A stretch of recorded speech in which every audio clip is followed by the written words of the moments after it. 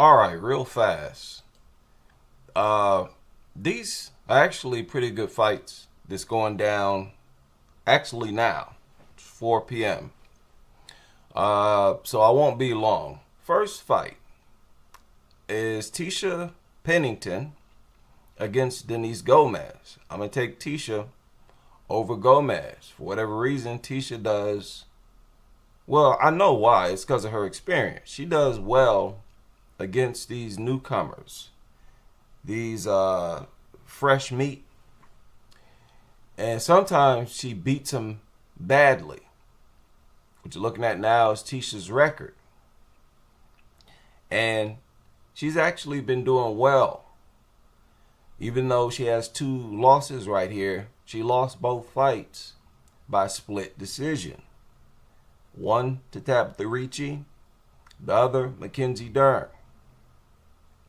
So she's been competitive over her past 7 fights. And like I said, a lot more experience than Denise Gomez.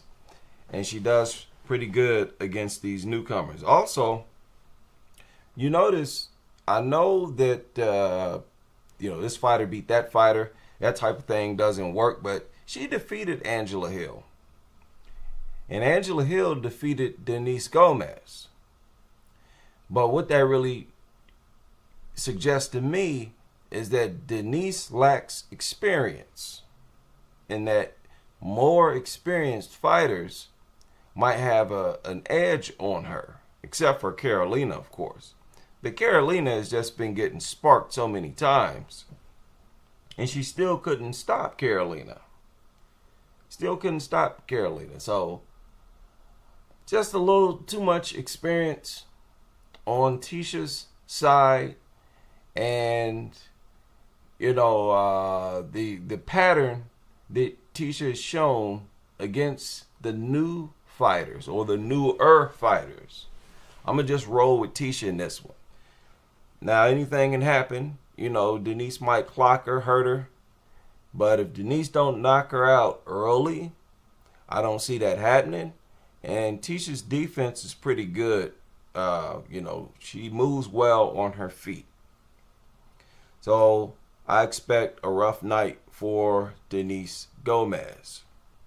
This is Denise's record. She's on a 3-fight win streak. Tisha on a 2-fight win streak.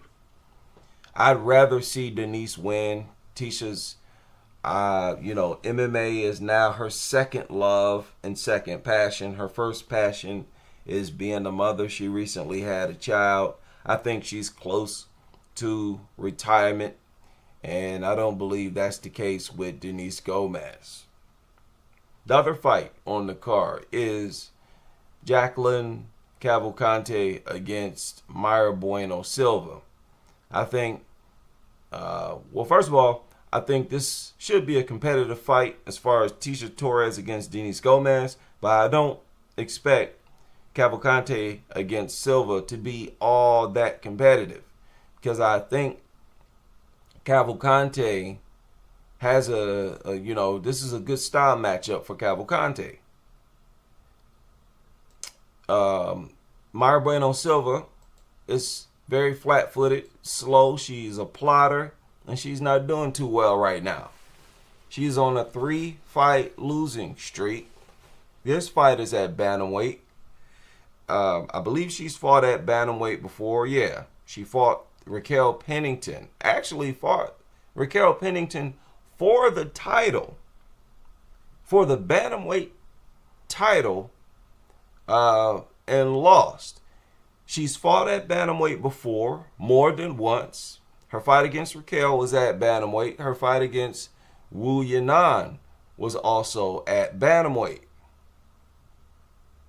But the problem is Silva's style. She is an extreme plotter. She walks. She steps. There's no bounce. None of that. None of that in her feet. She walks slowly. Not only does she walks slowly towards her opponent. And she prefers to strike. And that is Cavalcante's domain. Cavalcante also prefers to strike, but Cavalcante moves better, bigger, okay? And, you know, I don't know about power. Silva has always had good power, but this is bantamweight.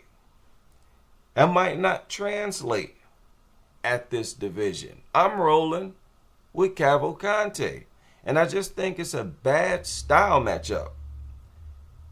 Bad style matchup for Silva. Okay, again, this is Silva's record. She's on a 3-fight losing streak, while Cavalcante is on a 7-fight win streak. She's won all her fights so far in the UFC. Okay, so she moves well. She's a better striker than Mayra Bueno Silva.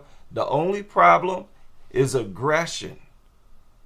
That's the problem for Cavalcante. As you can see, she won 2 of these fights by split decision. After her fight against Nora, I complained about how she waits and waits and waits. That's a big problem for Cavalcante that I believe she needs to correct. Because at the end of the fight, at the end of the 3rd round against Nora, she started to let those shots go. She started to fight the way she should have fought the entire fight. So I think she needs to find herself. She's not fighting to the best of her abilities, Jacqueline Cavalcante. I'm not sure if I can say that about Silva. I think Silva is more willing to crash out, especially being at bantamweight. She understands that she is at a disadvantage. She is the smaller fighter moving up, and I think at bantamweight, Mayra Bueno Silva is undersized. She is nowhere near as lean as Cavalcante at 130. Cavalcante at 135 is lean, is solid. She's a solid bantamweight. Whereas Silva's about to come in here chubby. So she's going to be slower, plodding. I expect Mayra Bueno Silva to get pieced up.